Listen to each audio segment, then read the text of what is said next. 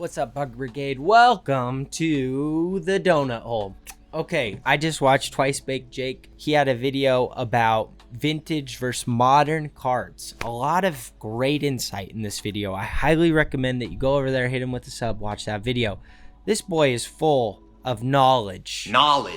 He's got some big brain energy. And one of the things that he talked about was how for a long time people didn't think there was a modern card market. They thought the only thing to collect was vintage. Pokemon has done an amazing job in the last year, even the last 3 years, even the last 5 years. They've done a good job of spicing up the modern card market. I think alternate arts or special arts have done a ton to create interest here because the artistic treatments of cards today, it's just objectively better than it was back in the day because they've gone extra with it. They've maximized the total space on the card.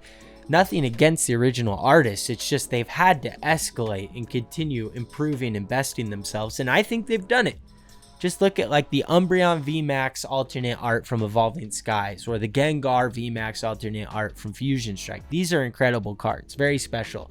And the tech for printing holo, they keep coming up with all these funny foils and I'm here for it. Something I wanted to point out, mainly the point of this video, is to state that the modern cards of yesterday are the vintage cards of today. Similarly, the modern cards of today are the vintage cards of tomorrow.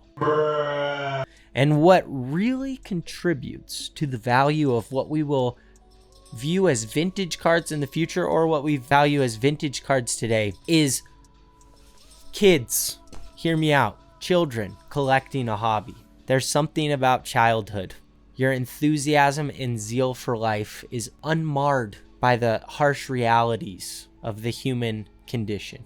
You're protected by a bubble of ignorance and naivety, experiencing these heightened emotions that you can almost never approximate later in your life. I would say emotions become much more complex and nuanced, bittersweet, contradictory as you age, because you start to see all the different angles of a particular situation. But as a kid, you experience joy so fully, so purely.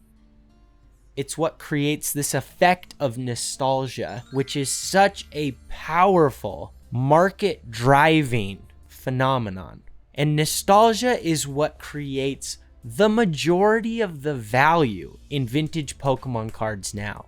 Now, when Pokemon came out the gate, it came flying out the gate like a raging bull. And it was viral back before we even knew what that term meant in the internet sense. Mostly kids were collecting it. There might have been a few adults, but it was mostly kids. That's why you kind of saw Pokemon cards fade from the forefront of everyone's attention as that core demographic. Those kids became teens and young adults because they kind of shed that skin of childhood and moved on to what they viewed as more mature things. I fall squarely into this category, by the way. In middle school, high school, some kids started convincing me Pokemon wasn't cool, and I dropped it. That's peer pressure for you. I don't love it, but I did it, okay? And so did many others. Doing things that you did as a kid once you're in high school, it's just like, you're not going to get a lot of props for that. And high schoolers aren't secure enough in themselves to proudly flaunt their interests and identity. They're still trying to discover themselves, figure out how they fit in. Social currency is the most important thing, more than actual currency, which would have been my collection of vintage cards had I kept them. The core demo moved away from Pokemon. What happened once those people started having kids of their own? They wanted to relive their childhood because you realize how magical childhood is, especially once you have a kid. But even if you don't, you realize how dreamlike that state of existence is. The only way you can connect back with it is through the stuff or memories or experiences that you had as a kid, one of which might have been Pokemon. You think back to what it was like opening base set packs, and you're able to capture just a portion of that excitement and enthusiasm that you're now looking back on with these very rose-colored, glossy, sparkly glasses. Like, you've even immortalized those moments of childhood in a fantastical way that probably exceeds the very reality of it. Even still, that all creates an even stronger, firmer nostalgia. And as adults, you have expendable income now. Maybe one of the most important things in your life is going back and recapturing some of that. And so you do. Now think about what's happening today with modern. And this is one of the reasons why scalpers and scammers are actually so damning for the hobby. Because one of the things that happens if everyone's scalping modern product is there's no product at Walmart and Target. Maybe not even at your card shops. The places that children have access to.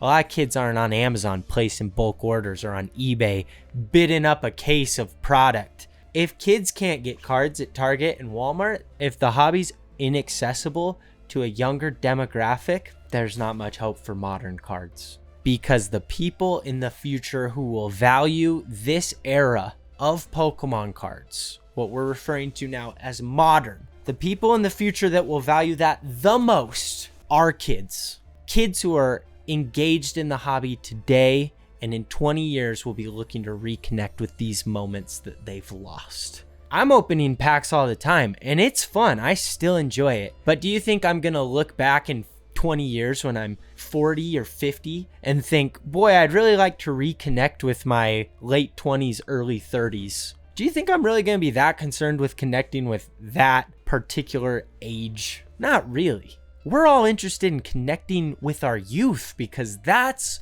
what we lose as we age. We're clawing to get a piece of that back. You need kids in this hobby today for it to have a future tomorrow. And I mean all markets, but particularly the modern market.